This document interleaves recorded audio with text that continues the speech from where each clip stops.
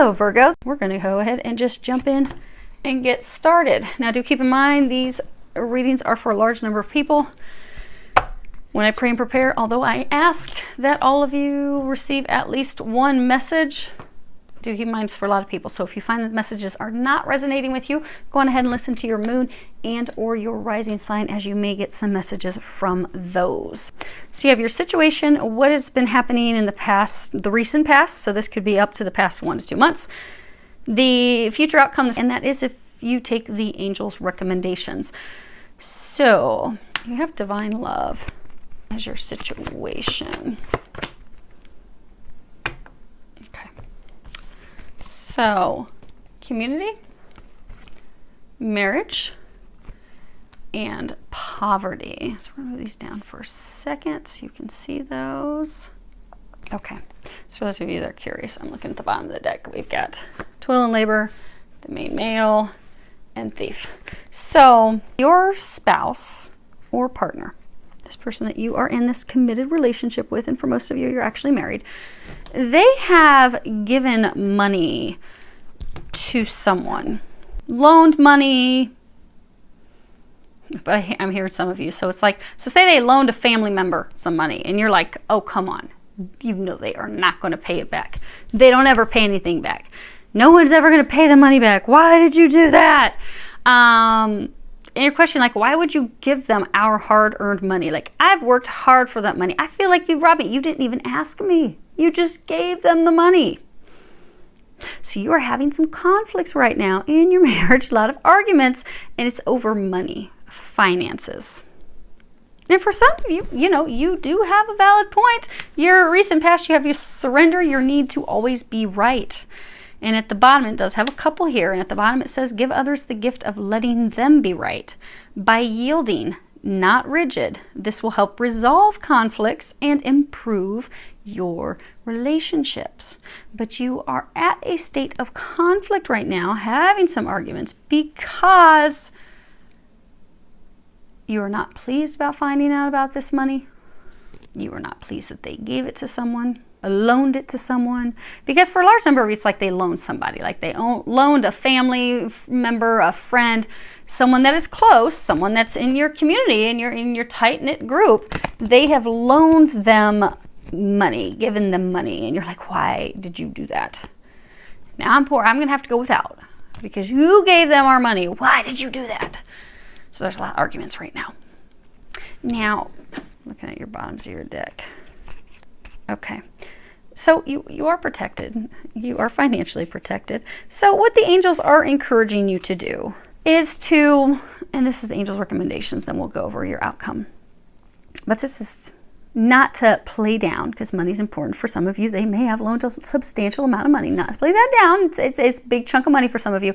But some of the other signs are not so well off. They're in a much better position than them. So this is going to be really easy reading for you. Angels are encouraging you. You know, clarity. At the bottom it says, banish the fog of illusion. Open your eyes to the truth. Remember the perfection of who you are.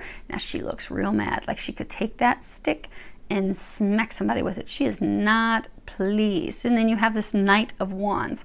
Now he's the adventurer. He likes excitement and traveling and all these great things. So the angels are encouraging you to have the conversations, because clarity, have the conversations. Talk to your husband, talk to your wife. Try to understand their perspective. Be flexible. Be flexible. Because apparently there is something that motivated them to offer this money to this person. So have the conversations with your spouse. Be flexible. Be open to what they're sharing. Be receptive so that you can start to feel their excitement, understand where they were coming from, and be flexible. Now, when you're having that conversation, for some of you, you may need to set limits like, okay, I understand where you're coming from. In the future, you know, so for some of you, maybe they loan somebody 10 grand. So you're like, okay, I understand you're excited because your cousin's starting a new business, but you gave him $10,000. In the future, can we set a cap? If we're going to help a family member out financially, how about we cap ourselves off at 3 grand? That's the cap. And then if they pay us back, then we can loan them some more. but we'll set a cap, and that's a conversation that you can have together with each other. But they're encouraging you to be flexible, be receptive, be open. Now, for some of you to be able to have this conversation without the tension, it may in fact involve taking a little trip, maybe just getting away for the weekend. And it doesn't even have to be taking a trip, but maybe you just go away for the day. Go away, go hiking somewhere so that you can have a conversation without the stress and having it start right out as an argument, so that he will open up. Because they're showing me, like, if you're outside, so maybe you suggest, so maybe it was your husband that loaned or gave away this big chunk of money. You're already arguing. There's already a bunch of conflict. So even start a conversation is just going to kind of blow up into a big argument straight off the gate. Well, if you suggest, hey, honey, why don't we, tomorrow, let's go and go hit these trails. I'd like to go hiking and get some fresh air. So why don't we go do that? Don't make it about having a conversation about money. Just, I want to get outside and enjoy the day with you. You want to go hiking with me? Because what's going to happen is he's going to be open. He's going to be excited. He's going to be out in the fresh air. It also gives him something to do, so he's not thinking about having to have the conversation and dreading it. And then that will just open up the two of you to be able to have a pleasant conversation with each other, so you can clear the air and put this behind you. So they are encouraging you to do that.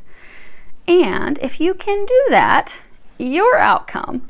So you have these beautiful cards, this Two of Cups, you have the Lovers, and then you have this not so pretty one, the Four of Chalices, which is the Miser card, and then the Nine of Pentacles. So if you can do that and have this conversation, you two are going to be back on the same page. You are going to be getting along very well with each other. All that conflict is going to fall away. You're going to be happy again. You see how she's touching his shoulder. They're on the same page. They love each other. He's snuggling into her. They're snuggling. You will be back to a happy, blissful place with your spouse. You will get back here. You will get out of this state, because you see, he's the miser. He's like hoarding that money. He's like, it's mine. Don't touch it. That's his. He is taking possession. He is refusing to share with anyone. Not with family, not with friends, not with any homeless person on the street. He's like, no, it is all mine. Back up. But then you get this.